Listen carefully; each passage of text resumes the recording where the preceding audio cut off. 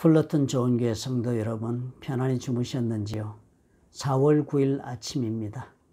우리 오늘도 찬양 드리면서 시작합시다. 찬송가 144장을 우리 드리도록 하겠습니다.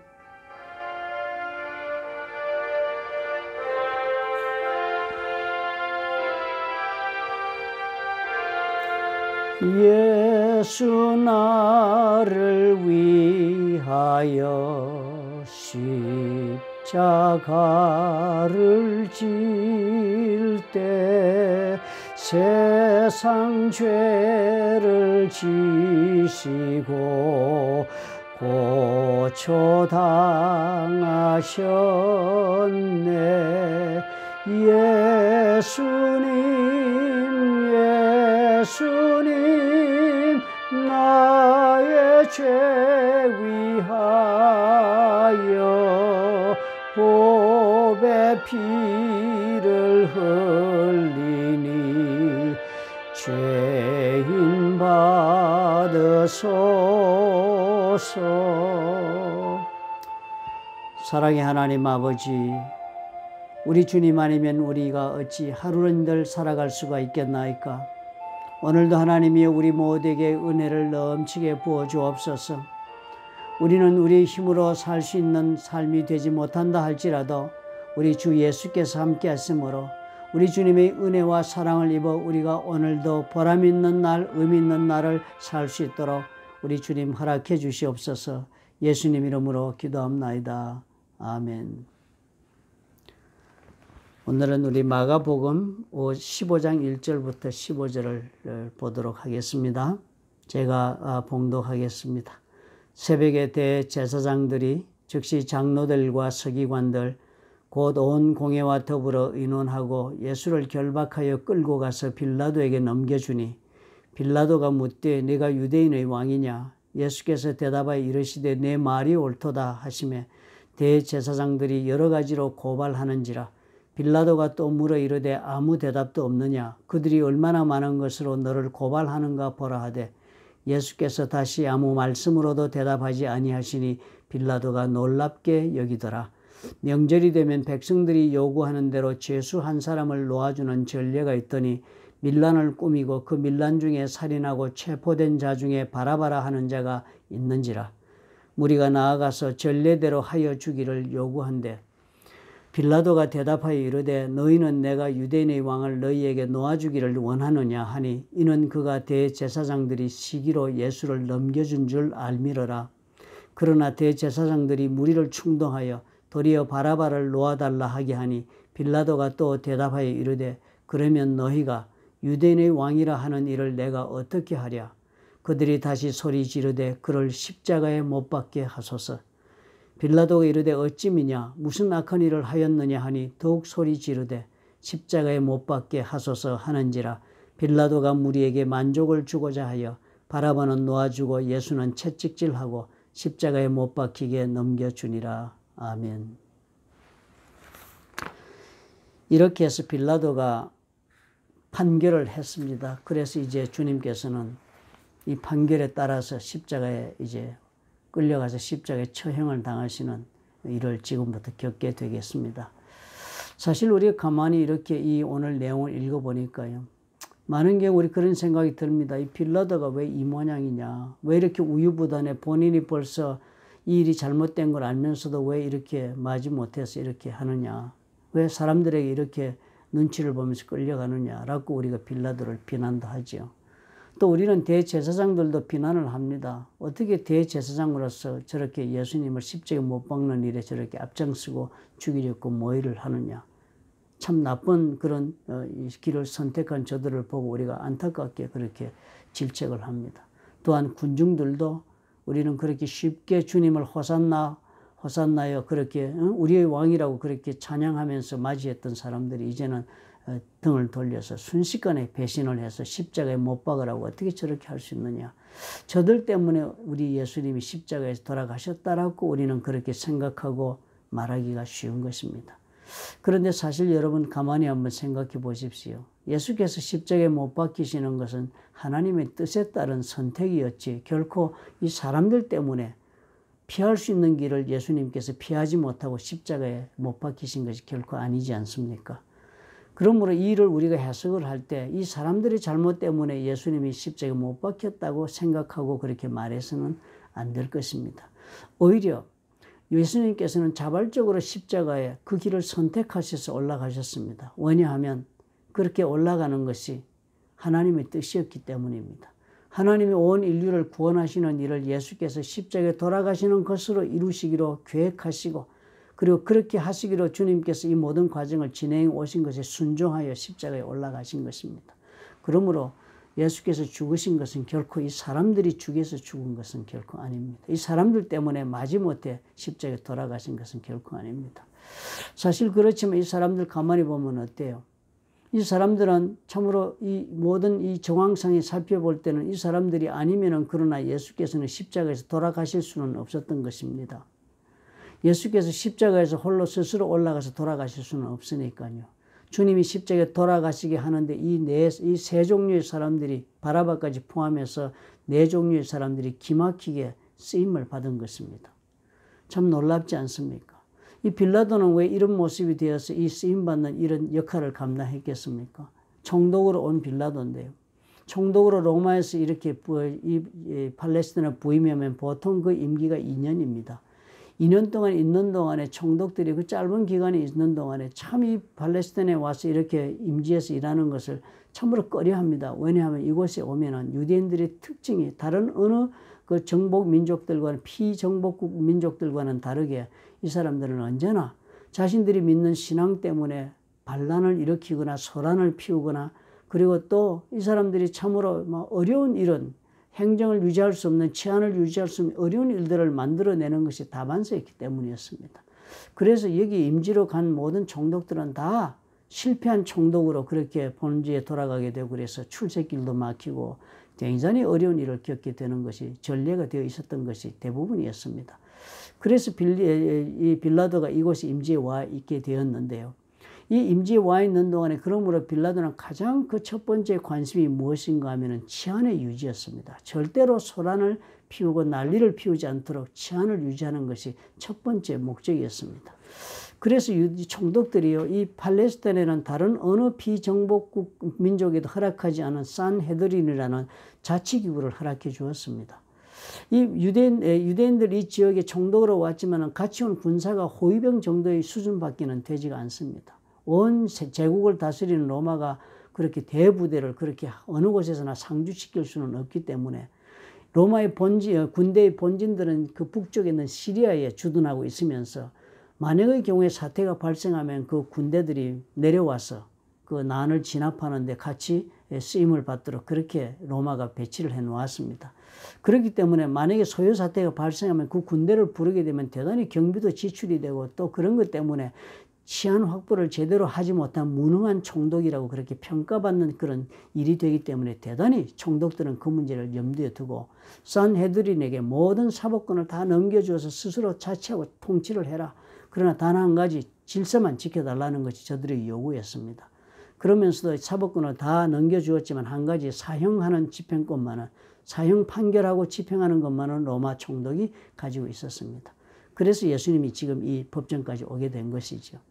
그러니까 이 빌라도는 그런 입장 때문에 이 사람들이 소란을 피우지 않도록 해야 된다는 그런 자신의 입지가 이 모든 일에서 자기가 타협하지 않고서는 자기 일을 감당할 수 없으니까 저들의 말을 듣고 예수님을 십자가에 내어주는 그런 판결을 내리는 사람이 되고 만 것입니다.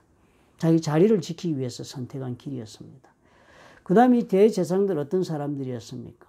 대제사장들은 우리가 어제도 우리가 말씀에 살펴보았지만 성전에서 그렇게 성전에서 재물도 팔아서 돈을 벌고 환전을 해서 돈을 벌고 이러면서 이 자신들의 지키고 있는 자리가 자신들이 먹고 사는 치부의 그런 도구가 되고 있는 그런 타락한 제사장들이었습니다.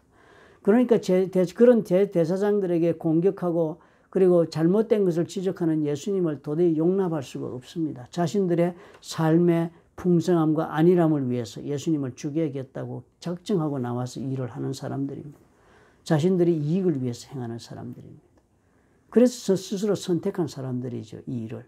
또 이 군중들은 어떤 사람들입니까? 이 군중들은 어제 아니지요. 어제인가요? 아니죠. 이 주일날 예수께서 첫 번째 날 이 성에 들어오시는 그때 호산나여 우리의 왕이여 하고 대단히 열렬히 환영하면서 예수님이 우리의 구주가 된다는 것을 불러 외쳤던 사람들입니다. 그 사람들은 그 길에다가 자기들의 겉옷을 벗어 깔고 그 위로 예수님이 지나가게 해서 마치도 왕을 영접하듯이 그들이 예수를 영접했던 사람들입니다. 그런데 오늘 이렇게 돌변했습니다. 예수님이 그럼에도 불구하고 그 예수님이 자기들이 뜻에 맞는 그런 어떤 결정이나 행동을 보여주지 않는 것에 대하여서 그들은 도대체 이분이 누구인가에 대한 믿음도 없이 배신하고 대제사장들의 말에 편승해서 군중심리에 휩쓸려서 오늘 이 일을 스스로 선택해서 예수님을 십자가에 못 박으라고 얘기하고 있는 사람들입니다. 어느 하나도 억지로 하나님이 끌어다가 이 자리에 쓴 사람은 없습니다. 모든 사람들이 자기들이 스스로 선택하여서 이 예수 그리스도께서 십자가에 올라가는 일에 부정적인 역할을 감당하는 그 일로 쓰임받은 사람들이 되었습니다. 우리 이를 보면서 우리 가만히 생각해 보면요. 참으로 놀라운 일이 벌어진 것이 아닙니까? 가룟 유다도 그랬습니다. 이 모든 일들은 예수께서 가는 일이, 예수께서 스스로 가야 할 길을 가는 일에 저 사람들이 쓰임받아 그들이 삶 가운데 놀라운 참으로 악역을 맡음으로 하나님이 저들에게 기대하지 않았던 자리에 저들이 가 있는 것이 너무나도 분명해 보입니다. 예수께서는 가룟 유다에 대해 이런 말씀을 하신 적이 있습니다. 마태복음 26장 24절입니다. 인자는 자기에 대하여 기록된 대로 가거니와 예수님이 이렇게 십자가로 올라간다는 겁니다. 이미 예언되어 있고 하나님이 작정하신 일이니까 나는 십자가에 가는 길로 갈 수밖에 없지만 인자를 파는 그 사람에게는 화가 있으리로다. 나를 이렇게 팔아서 나를 십자가에 가게 만드는 이 모든 사람들은 화가 있겠다고 말씀한 거예요. 가룟 유다를 통해서 한 말이 동일하게 적용됩니다. 그 사람은 차라리 태어나지 아니하였다면 제게 좋을 뻔하였느니라. 이 사람들의 인생은요. 지금 이 일에 동참하고 쓰임받은 것은요. 차라리 이 세상에 태어나지 않았다면 좋을 뻔했다라는 것이 예수님 말씀이라면 하나님께서는 애초에 저들에게 이 일을 위하여 이 세상에 부른 존재들은 아닙니다. 하나님은 저들에게 쓰임 있게 해서 목적을 가지고 이 세상에 불렀지만 그들은 하나님께서 가지고 있는 계획보다는 자신들이 스스로 선택한 것으로 이런 일에 쓰임받게 된 것입니다. 우리가 이 말씀을 보면서 깊이 생각하게 되는 것이 무엇입니까? 우리 모두가 다 하나님 앞에 쓰임받기 위해 이 세상에 왔다고 우리는 그렇게 말씀을 통해 배워서 알고 있습니다. 그런데요. 이렇게 하나님 앞에 우리가 쓰임받는데도 이런 면으로 좋은 면으로 쓰임받을 수도 있고 나쁜 면에서도 쓰임받을 수 있다는 사실이 너무나도 놀라운 것입니다. 사실 우리가 가만히 하나님의 역사를 생각해 보십시오. 천지를 창조하고 인간을 만드신 하나님이 인간들이 만들어가는 그 세속사 가운데서 아브라함을 선택하는 놀라운 일이 벌어지지 않습니까?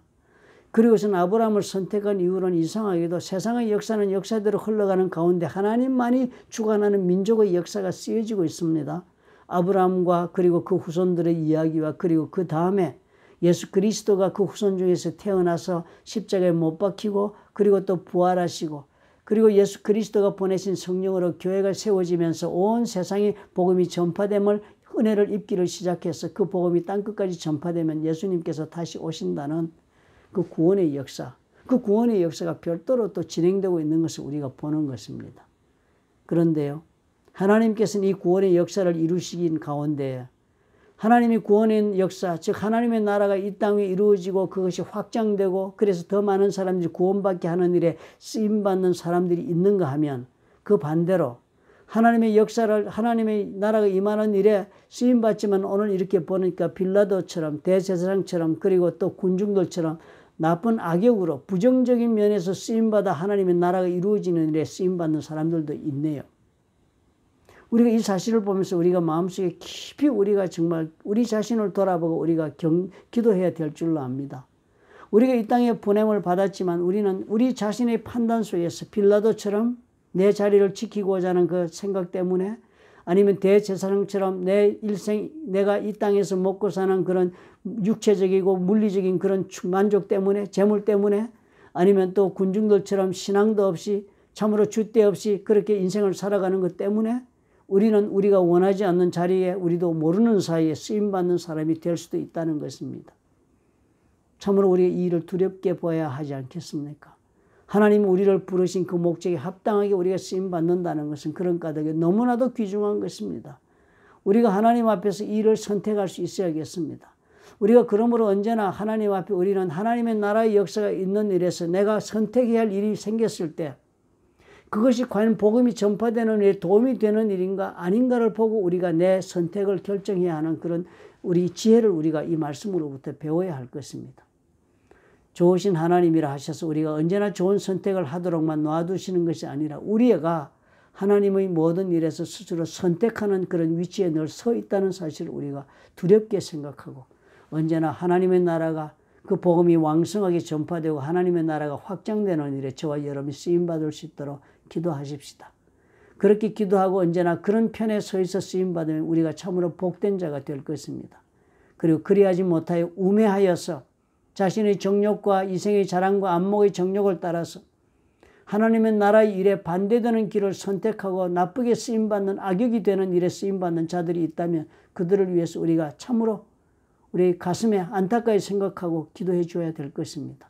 저들의 구원을 위해서 또한 우리가 기도하여 하나님 앞에 정말 우리가 하나님이 보내신 영혼들이 다 한 사람도 빠짐없이 예수 그리스도의 은혜를 입는 날이 오도록 우리가 오늘도 열심히 우리 기도해야 될 줄 압니다. 기도하겠습니다. 좋으신 아버지 하나님 21일 기도회를 작정하고 우리가 오늘을 또 보냅니다. 우리 마음속에 참으로 우리의 일생의 문제나 해결받고 우리 자신의 고통이나 아버지 앞에 치유받고자 하는 것으로 끝난다면 너무나도 우리의 안목이 좁은 것을 오늘 깨닫습니다. 세상은 이렇게 아버지여 참으로 하나님 나라를 위하여 일하는 사람과 반대를 하나님 나라에 어긋나게 일하는 사람이 있을 수가 있다는 사실을 우리가 알건대 우리 하나님 앞에 오늘 우리가 다시 한번 마음에 결단하고 이 세상을 위하여 영혼들을 위하여 우리가 기도하는 사람들이 될 수 있도록 아버지여 축복해 주옵소서. 주님이 함께 주시옵소서. 우리의 마음이 주님의 참으로 눈을 들어 보아서 하나님께서 진행하시는 구속의 역사 속에서 모든 영혼들이 하나님의 나라를 위해 일할 수 있도록 다 쓰임받을 수 있도록 기도할 수 있도록 주님 축복해 주시옵소서. 예수님 이름으로 감사하고 기도합나이다. 아멘.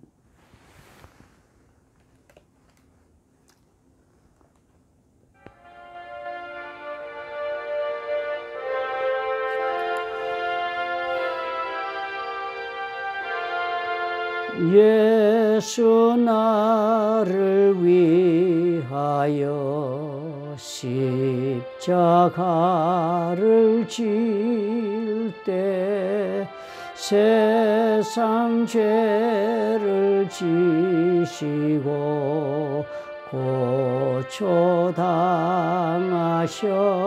고초당하셨네.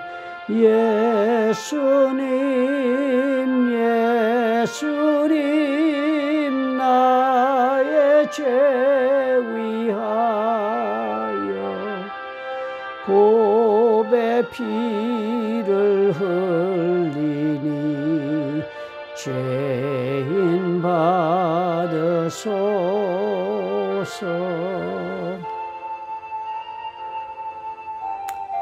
오늘 하루도 우리 주님 말씀을 가슴에 품고 우리 하나님 앞에 내가 귀하게 하나님의 나라를 위해 쓰임받을 수 있도록 기도하면서 하루를 삽시다. 오늘은 목요일 주님께서 목요일 저녁에 만찬을 행하시고 성찬례를 세우시고 그리고는 제자들의 발을 씻어준 날입니다. 오늘 우리 가정에서도 하나님 앞에서 우리 같이 성찬을 하십시다. 제가 교회로 가서 성찬식을 준비하고 준비되는 대로 우리가 동영상으로 우리가 시간대에 올리거나 아니면 동시로 중계를 하도록 준비되는 대로 하겠습니다. 그 시간 8시에 우리 함께 성찬의 의식을 하고 또 가정들마다 목요일인 것을 기억하고 가능하시다면 세족식도 해보시는 좋은 날이 되시기를 부탁을 드립니다. 오늘 오후에 다시 뵙겠습니다. 하루를 믿음 가운데 잘 지내시기 바랍니다. 감사합니다.